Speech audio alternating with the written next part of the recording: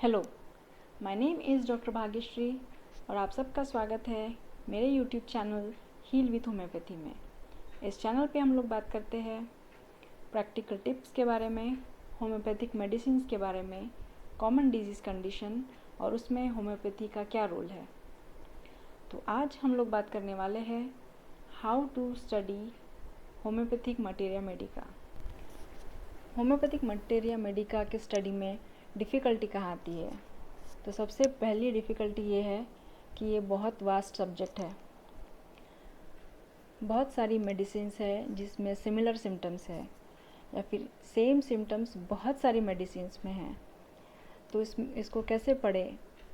इतना vast subject है, कैसे याद रखे, कैसे मेमोराइज़ करे हर एक मेडिसिन को, फिर उसको कैसे डिफ्रेंशिएट करे कि एक मेडिसिन दूसरे से कैसे अलग लग सकती है, क्या पढ़े इसमें क्या नहीं पढ़े, बहुत कन्फ्यूजन होता है।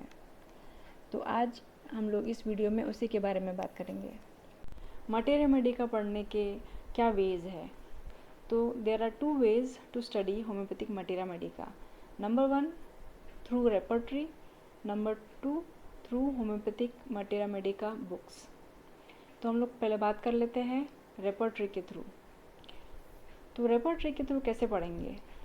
रेपर्टरी में जो है कलेक्शन ऑफ रूब्रिक्स दिए रहते हैं जो पेशेंट के सिम्टम से रूब्रिक फॉर्म में, रेपर्टरी की लैंग्वेज में रूब्रिक फॉर्म में बनाए गए हैं और उसके अंडर में मेडिसिन दी रहती है जिस मेडिसिन में वो जो है सिम्टम्स मिलता है। तो इसमें जो है मेडिसिन के नाम दिए रहते हैं जो 3 मार्क्स है। ग्रेड 1 में 3 मार्क्स ये जो है बोल्ड लेटर में दिया रहता है। 2 मार्क्स सेकेंड ग्रेड इटैलिक्स में दिया रहता है। 1 मार्क थर्ड ग्रेड ये जो कॉमन इसमें दिया रहता है। तो इसका इम्पोर्टेंस जो है 3 मार्क्स और फर्स्ट ग्रेड ये बहुत इम्पोर्टेंट है। सेकेंड ग्रेड जो है वो भी थोड़ा इम्पोर्टेंट है और थर्ड उतना ज़्यादा इम्पोर्टेंट नहीं है।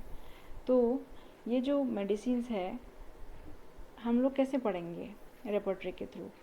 तो जैसे आप जो भी रेमेडी पढ़ना चाहते हैं वो मेडिसिन लीजिए और स्टार्ट करिए मेंटल सेक्शन से और उसमें देखिए कि हर कौन से रूब्रिक में आपकी मेडिसिन दी गई है और कौन से मार्क में दी गई है, उसको नोट डाउन करिए। फिर उसके लिंकिंग रूब्रिक्स में जाइए, फिर देखिए फिर देखिए कि कितने मार्क्स में आ रही है। थर्ड ग्रेड और सेकंड ग्रेड जो है उसको आपको नोट डाउन करना है और ऐसे देखना है, ऐसे रूब्रिक देखना है जिसमें आपकी मेडिसिन जो है सिंगल मेडिसिन खड़ी है। तो वो है बहुत ज़्यादा इम्पॉर्टेंट रूब्रिक हो जाता है, वो ज़्यादा इम्पॉर्टेंट सिम्टम हो जाता है। तो ऐसे आप जो है रेपर्टरी के थ्रू मेडिसिन को पढ़ सकते हैं। दूसरा है बुक्स के थ्रू, होम्योपैथिक मटेरिया मेडिका की जो बुक्स है उसके थ्रू। बहुत सारी बुक्स है, अब इसमें से कौन सी बुक्स पढ़नी चाहिए? अगर आप BHMS के स्टूडेंट हैं और एग्ज़ाम के लिए प्रिपेयर करना चाहते हैं तो आपको ये तीन बुक्स तो पढ़नी ही चाहिए। नंबर 1 एलेंस की नोट, नंबर 2 बोरिक्स मटेरिया मेडिका और नंबर 3 केन्स लेक्चर। ये आपको पढ़ना ही चाहिए। तो अभी हम लोग जान लेते हैं कि बुक्स के थ्रू हम लोग कैसे पढ़ेंगे। तो होम्योपैथिक मटेरिया मेडिका के ये 3 बुक्स जो है आपको पढ़नी ही चाहिए। तो जब आप कोई भी एक मेडिसिन पढ़ रहे हैं तो इसको कैसे पढ़ेंगे? तो सबसे पहले स्टार्ट करना है एलेंस की नोट से। एलेंस की नोट्स में पूरे की नोट्स दिया है और उसमें अगर कोई भी आप मेडिसिन देखो तो 1 या 2 पेजेस में जो है आपकी पूरी मेडिसिन आ जाती है। तो most of the important symptoms Allen's keynote में दिया है। तो स्टार्ट करोगे आप एलेंस की नोट से। एलेंस की नोट्स में पढ़ने के बाद जो है आपको एक प्रॉपर आइडिया आ जाती है कि इस मेडिसिन में है क्या। ये होने के बाद में आप फिर नेक्स्ट आओगे बोरिक्स मटेरिया मेडिका में। बोरिक्स मटेरिया मेडिका में आने के बाद आप उसका इंट्रोडक्शन पढ़ोगे, उस मेडिसिन का इंट्रोडक्शन पढ़ोगे। उसके बाद आप मेंटल्स पढ़ोगे और पर्टिकुलर्स पे जाओगे। फिर इसमें जब आप पढ़ रहे हो तो इसमें आप ध्यान रखोगे इटैलिक्स में जो सिम्टम दिए हुए हैं वो बहुत इम्पॉर्टेंट सिम्टम है। वो इम्पॉर्टेंट है आपकी प्रिस्क्राइबिंग के लिए, प्लस आपको जो है MCQs में भी आ सकते हैं। तो ये जो है बहुत इम्पॉर्टेंट सिम्टम होते हैं। जब आपका बोरिक्स पढ़ के हो जाए तो फिर आप आएंगे केंट्स लेक्चर के ऊपर। केंट्स लेक्चर में जो है दिया गया है मेंटल्स जो है केंट्स ने मेंटल्स को बहुत इम्पोर्टेंस दिया है। तो मेंटल्स के बारे में दिया है, उसके जनरल्स के बारे में दिया है और पर्टिकुलर्स भी दिए गए हैं, और उसके साथ में कुछ मेडिसिन के छोटे छोटे कंपैरिजन्स हैं कि ये मेडिसिन कैसी होगी, वो मेडिसिन कैसी होगी। तो जब आप केंट्स पढ़ते हैं तो फर्स्ट टाइम जब आप रीड करोगे तो उसको स्लोली रीड करोगे, स्लोली और स्पीडीली रीड करोगे, और साइड बाय साइड आप उसको मार्क करते जाओगे, अंडरलाइन करते जाओगे, और फिर अंडरलाइन करने के बाद जब आप सेकंड रीडिंग करोगे वो फास्ट करोगे। तो आप ये जब आपका केंट्स पढ़ के हो जाता है तो आपके पास अच्छा खासा एक डाटा कलेक्ट हो जाता है। अगर आप खुद के नोट्स बनाना चाहते हो तो आप इससे नोट्स बना सकते हैं। आपका इससे जो है एक ड्रग पिक्चर बन जाएगा जो आप यूज़ कर सकते हो अपने एग्ज़ाम में एज अ ड्रग पिक्चर। फिर सेकंड जो है हम केंट्स पढ़ते हैं तो उसमें इम्पोर्टेंस क्या है, उसमें जो है आप जब भी केंट्स पढ़ते हैं जो इलेबोरेट फॉर्म में जो सिम्टम्स दिए गए हैं उसमें कुछ मेडिसिन्स के नाम जो है कंपैरिजन में आते हैं। जैसे कि फॉर एग्जांपल क्रुप की मेडिसिन है तो आपको जब स्टार्ट होगा तो उसमें बताएगा कि एकोनाइट कब देना है, कौन से स्टेज में देना है, फिर आपको हीपार सल्फ कब दे सकते हो, आप स्पॉन्जिया कब दे सकते हो, या फिर आप कॉस्टिकम की कब दे सकते हो। तो इसके बारे में भी बहुत अच्छा डिटेल में दिया है, ये आपको प्रैक्टिस में बहुत हेल्प करता है। फिर ये जो मेडिसिन्स के बारे में आपने इन्फॉर्मेशन निकाल ली तो आप जो है इसके नोट्स बना सकते हैं, या फिर जो है इसके बाद ये तो जो सारा था ये पूरा टेक्स्ट फॉर्म में है या फिर डिस्क्रिप्शन के फॉर्म में है। आप इसको जो है पिक्टोरियल फॉर्म में कन्वर्ट कर सकते हैं, जो हम सीखेंगे नेक्स्ट वीडियो में माइंड मैपिंग में। माइंड मैप क्या होता है, एक शॉर्ट फॉर्म में मैं बता देती हूँ। माइंड मैप में जो है उसको कोई भी जो डाटा है हमने उसको ऑर्गेनाइज कर लिया है और उसको हम अरेंज करते हैं पिक्टोरियल फॉर्म में। ये जब हम लोग फॉर एग्ज़ाम्पल जैसे हम लोग कोई मूवी देखते हैं तो हम लोग मूवी को बहुत अच्छे से याद रख सकते हैं। देन कि अगर हम लोग बुक पढ़ते हैं तो बुक पढ़ने के बाद हम लोगों को उतना अच्छे से याद नहीं रह पाता जितना अगर हम लोग मूवी की क्लिप देखते हैं या फिर मूवी देखते हैं, वो ज़्यादा हम लोगों को अच्छे से याद रहता है। तो वैसे ही अगर हम लोगों को जो है हमारा जो ब्रेन है पिक्चर्स को अच्छे से याद रखता है देन टेक्स्ट जो लिखा हुआ है, तो हम लोग जो है माइंड मैप बनाते हैं। माइंड मैप में जो है पूरा जो डाटा है हम लोगों ने जो भी अभी केंट्स से ये जो पढ़ा है उसको कलेक्ट करेंगे और पिक्टोरियल फॉर्म में हम लोग उसको ट्रांसफॉर्म करेंगे। और जब हम लोग बार बार इसके थ्रू जाएंगे, जब ये माइंड मैप के थ्रू जाएंगे, एक चार्ट होता है जिसमें एक सेंट्रल आइडिया होती है, मेन आइडिया होती है। फॉर एग्ज़ाम्पल कि अगर आप आर्सेनिक एल्बम के बारे में बात कर रहे हैं तो सेंट्रल आइडिया जो होगी वो आर्सेनिक एल्बम होगी। तो आर्सेनिक एल्बम से जब एक सर्कल में आर्सेनिक एल्बम को हम लोगों ने लिख दिया, उसके बाद से वहाँ से जो है अलग अलग कलर लेके हम लोग उसके ब्रांचेस निकालते हैं। ब्रांचेस में आने के बाद में जो है आप उसमें उसकी डिटेल्स डालते हैं। For example general symptoms of arsenic, फिर mentals of arsenic, then peculiar symptoms जो है, जैसे फॉर एग्ज़ाम्पल हम लोगों ने जनरल ही लिया तो पहले जो है मेंटल्स डालेंगे। मेंटल्स में आर्सेनिक पेशेंट कैसा है, फिर उसको बर्निंग पेन होता है which is better by heat.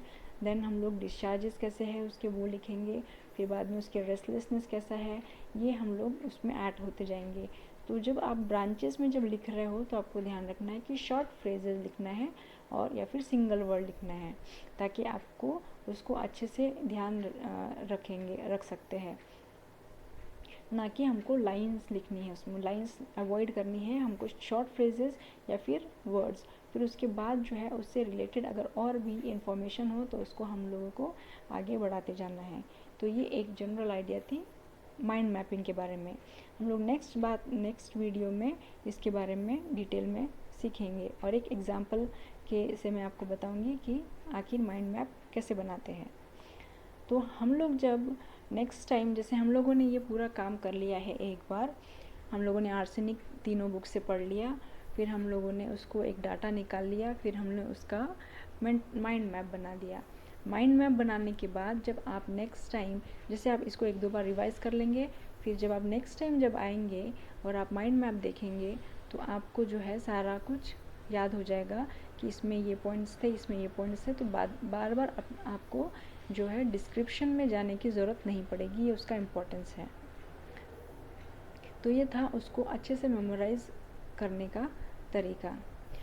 Clinical practice में हम लोग कैसे मटेरिया मेडिका को याद रखेंगे और किस तरह से हमको याद रखना चाहिए, क्या पॉइंट्स हमारे ध्यान में रहना चाहिए। तो इसके लिए अगर हम लोग फॉर एग्ज़ाम्पल क्रोनिक केस की बात करते हैं कि जब हम लोगों ने डिटेल में केस हिस्ट्री ली पेशेंट की, उसके बारे में पूरी डिटेल इन्फॉर्मेशन निकाल ली, उसके पूरे सिम्टम्स जो है कंसिडर कर लिए, उसके बाद उसका एनालिसिस किया, एनालिसिस के बाद इवैल्यूएट कर लिया उसको, उसकी टोटलिटी बना ली, फिर रेपोर्टरी में जो है रेपोर्टराइज कर लिया। रेपोर्टराइज जब किया है उसके बाद जो कुछ हम लोगों को मेडिसिन्स आती है, तो मेडिसिन जब आती है कुछ मेडिसिन, तो इसमें से हम लोग वो पहली मेडिसिन नहीं देते जिसने सारे सिम्टम्स कवर किए हो, ऐसा नहीं होता। पहले हम लोग देखते हैं कि जो मेडिसिन आई है उसमें हम लोग फिर से वापस जाते हैं होम्योपैथिक मटेरिया मेडिका के बुक्स की तरफ।